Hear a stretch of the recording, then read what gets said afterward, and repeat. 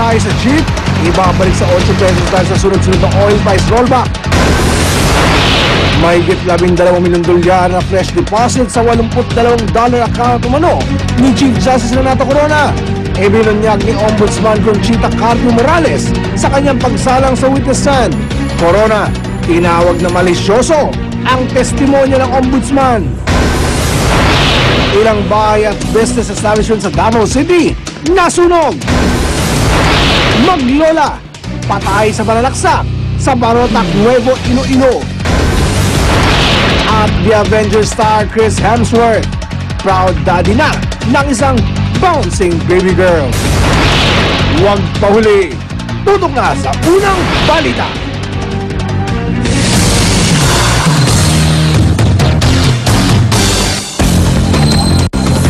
Magandang umaga mga igan, ilang tsuper ang kusang ibinalik sa 8 pesos ang minimum na pamasahe sa jeep. Yan ay habang inintay pa ang formal na utos mula sa LTFRB na bumabawi sa 50 centavo provisional increase. Base naman itong tinanggap ng mga commuter. Mula sa Mabuhay Rotonda, may live report si Mav Gonzalez. Mav! Ika, nag-ikot nga kami sa ilang lugar dito sa Maynila at merong ilang drivers na 8 pesos na lang ang sinisingil sa kanilang mga pasahero. Matapos ang pinakamalaking rollback sa presyo ng produktong petrolyo sa taong ito, mismo mga transport groups na ang nagkusang ibalik mula 8.50 sa 8 pesos ang minimum na pasahe sa jeep. Noong nakaraang linggo kasi, nabawasan ng 1 peso at 60 centavos kada litro ang diesel, habang 1 peso at 70 centavos naman kada litro ng gasolina. Kaya naman mas mababa na sa 45 pesos ang presyo ng diesel ngayon. Ito naman din kasi ang kondisyon noon ng mga driver para ibalik sa 8 ang minimum fare. Kahit anong nakaraang linggo, 8 na singil namin, kami nagbabayad, 8.50 eksakto. Pero pag 10, sinusuklian na namin ng 2 piso. Pwede siguro dahil medyo nagbawas naman ako ng crudo eh. Basta bumaba lang ang crudo, hindi ayos lang po. Ang mga pasahero naman, masayang-masaya sa napipintong bawas pasahe. Okay na rin po yun para sa mga estudyante at sa amin. Para dagdag ng piso araw-araw. Pabor yun sa mga mamamayan. Kasi mahal ang bilihin ngayon, mas makakatipid sila. Oo, pabor din sa amin. Dahil tulad namin na pumapasok sa trabaho, kailangan din ng funding para sa pamilya. Ayon kay LTFRB Chairman Jaime Jacob, hihintayin nila ang formal na pagbawi ng mga transport groups sa 50 centavo na provisional increase. Pagkatapos nito ay aapurbahan nito ng board at saka palang opisyal na maipatutupad. Igan? Maraming salamat, Mav Gonzalez. Pinunsuhan din natin ang iba pang jeepney driver at pasahero sa ilan pang lugar sa Maynila tungkol sa fare rollback. May live report si Love Añuver. Love? Maraming salamat, Rhea. Dito nga sa may Harrison Plaza, nag-ikot-ikot tayo at nagtanong-tanong sa ilang at mga commuters at mga drivers ng jeep kung ano ang kanilang reaksyon dito sa ginawang pagbabalik ng 8 pisong pamasahe sa jeep. Ito po yung reaksyon ng ating mga driver at mga commuters. Okay lang yun kasi kumikita naman na kami kahit paano. Kahit ibalik na sa dati. Kasi bumaba naman na yung diesel ng malaki-laki na rin binaba eh. Hindi pa dapat dahil wala pa sa yung ng diesel. Dapat bumaba pa doon bago ibalik yung 8 na pamasahe. Mahirap pa rin ang biyahe namin ngayon. Gawa na una na wala pang pasok, walang sa diesel, medyo mataas pa rin eh. Kailangan ibaba nila diesel para maging maganda.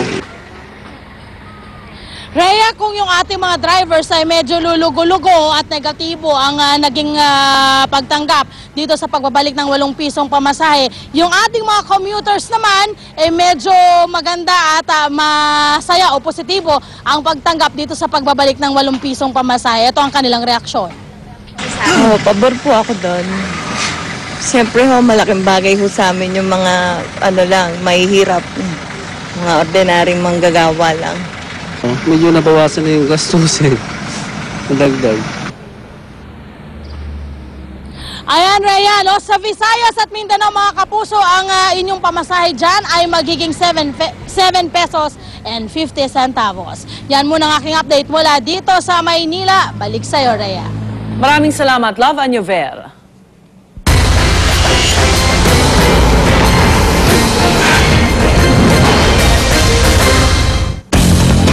Nakatakdang bumalik sa impeachment court mamayang hapon si Ombudsman Conchita Carpio Morales para ipagpatuloy ang kanyang testimonya sa umunay dollar accounts ni Chief Justice Renato Corona. Kahapon, ibinunyag ni Carpio Morales na aabot sa mahigit $12 milyon ang fresh deposits sa 82 dollar account umano ng punong maestrado. Tinawag naman na malisyoso ni Corona ang testimonya ni Morales at narito ang report ni Sherry Ann Torres. The Chief Justice has at least $10 million in transactional balances. He has 82 US dollar accounts in 5 banks. There were significant deposits and withdrawals on very significant dates, including the 2004 and 2007 elections, as well as the week he was impeached. Ito ang inilahad ni Ombudsman Conchita Carpio Morales sa kanyang pagsalang bilang hostile witness ng depensa sa impeachment trial ni Chief Justice Renato Corona. In my computation, which was arrived at with the assistance of CPA lawyers, is that his fresh deposits, which means fresh deposits, they never moved, they remained in that particular account, amounted to more than $12 million. Ayon kay Morales, nanggaling daw ang suma total ng halagang yan mula sa 82 dollar account umano ni Chief Justice Corona sa 5 bangko. Mula sa $1 account noong 2003, umakyat daw sa 82 ang dollar account ng punong maestrado noong 2011. Ipinunto pa ni Morales na kapansin-pansin umano ang circuitous fund movement o paikot na paggalaw ng pera sa mga dollar account umano ni Corona. Sabi ni Morales, nakuha raw niya ang datos ng bank accounts umano ni Corona mula sa 17 pahina report ni Vicente Aquino, Executive Director ng Anti-Money Laundering Council. Humingi raw siya ng tulong sa AMLAC para sa fact-finding investigation matapos matanggap ang una sa 3 reklamo laban kay Corona kaugnay sa umano'y dollar accounts. Ito'y kahit pa wala nabanggit sa anuman sa 3 reklamo kaugnay sa umano'y $10 million bank account. At nang makuha ang report ng AMLAC, saka raw sumulat ang ombudsman sa punong maestrado nitong April 20. There is nothing in the complaint relative to what you wanted to be investigated, and that is the $10 million account. Precisely, Your Honor. Again, I sound like a broken record. I said, furthermore, we received report that the Chief Justice has $10 million. And that report was based on the report that was given to me by the AMLAC. Nang makuha ang report ng AMLAC, humingi naman ng tulong ang ombudsman mula sa Commission on Audit para sa komputasyon ng halagang nakapaloob sa mga transaksyon. Isa sa mga tumulong sa ombudsman ay si COA Commissioner Heidi Mendoza. From April of 2003 to December of 2011, we analyzed a total of 423